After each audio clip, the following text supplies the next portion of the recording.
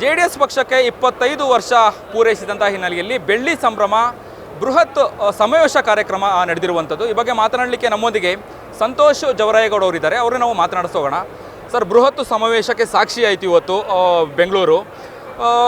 ಒಂದು ಕಡೆ ಪಕ್ಷಕ್ಕೆ 25 ವರ್ಷ ಕಳೆದಿರುವಂಥದ್ದು ಮತ್ತು ಶಕ್ತಿ ಪ್ರದರ್ಶನ, ಪಕ್ಷದ ಅಸ್ತಿತ್ವನೇ ಇಲ್ಲ ಅಂತೇಳಿ ಟೀಕೆ ಟಿಪ್ಪಣಿ ಮಾಡ್ತಾಯಿದ್ರು. ಏನು ಹೇಳಲಿಕ್ಕೆ ಬಯಸ್ತೀರ, ಅದನ್ನು ಉತ್ತರ ಕೊಟ್ಟರೆ ಹೇಗೆ? ಖಂಡಿತವಾಗ್ಲೂ ಯಶವಂತಪುರ ವಿಧಾನಸಭಾ ಕ್ಷೇತ್ರದಲ್ಲಿ ಈ ಬೆಂಗಳೂರು GBA ಸಂಬಂಧಪಟ್ಟಂಗೆ ಏನೋ ಜಾತ್ಯತೀತ ಜನತಾದಳದ ಒಂದು ಬೃಹತ್ ಸಮಾವೇಶನ ಮಾಡಿದ್ವಿ.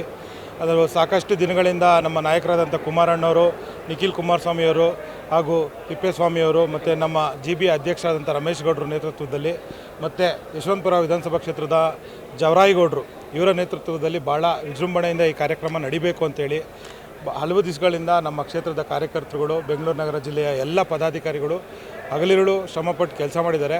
ಅದರಂತೆ ಇವತ್ತು ಲಕ್ಷಕ್ಕೂ ಅಧಿಕ ಜನ ಕಾರ್ಯಕರ್ತರು ಹಾಗೂ ಸಾರ್ವಜನಿಕರು ಸೇರಿ ಈ ಒಂದು ಸಮಾವೇಶವನ್ನು ಯಶಸ್ವಿಗೊಳಿಸಿ ನಮ್ಮ ಬೆಂಗಳೂರು ನಗರ ಜಿಲ್ಲೆಯಲ್ಲಿ JDS ಅತ್ಯಂತ ಪ್ರಮುಖವಾದ ಪಕ್ಷ, ಜೀವಂತವಾಗಿಲ್ಲ ಅನ್ನೋ ಪ್ರಶ್ನೆನೇ ಇಲ್ಲ.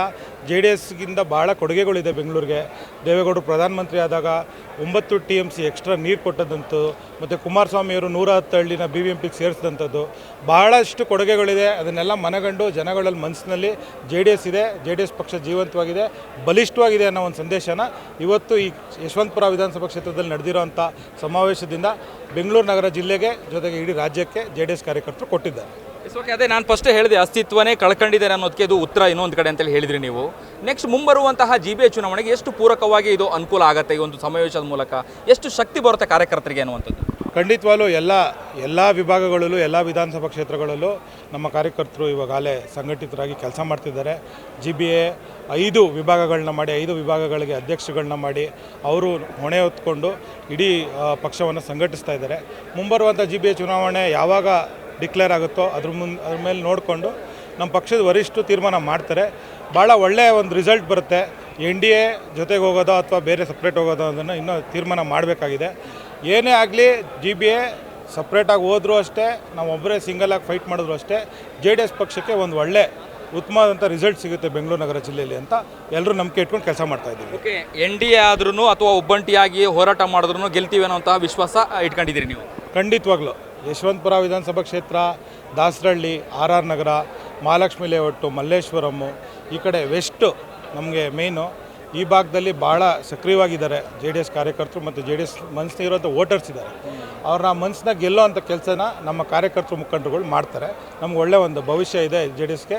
ಈ ಬೆಂಗಳೂರು ವೆಸ್ಟಲ್ಲಿ ಎಸ್ಪೆಷಲಿ ಭಾಳ ಚೆನ್ನಾಗಿದೆ. ಒಳ್ಳೆಯ ಒಂದು ಉತ್ತಮವಾದಂಥ ಒಂದು ಪ್ರಕ್ರಿಯೆನ ನೋಡ್ತಾ ಇದ್ದೀವಿ. ಓಕೆ, ಜನತಾ ಸಮಾವೇಶ ಕಾರ್ಯಕ್ರಮಕ್ಕೆ ಬಂದಂತಹ ಪಕ್ಷದ ಕಾರ್ಯಕರ್ತರಿಗೆ ಏನು ಹೇಳಲಿಕ್ಕೆ ಬಯಸ್ತೀರಿ ಈ ಮೂಲಕ ಕೊನೆಯದಾಗಿ?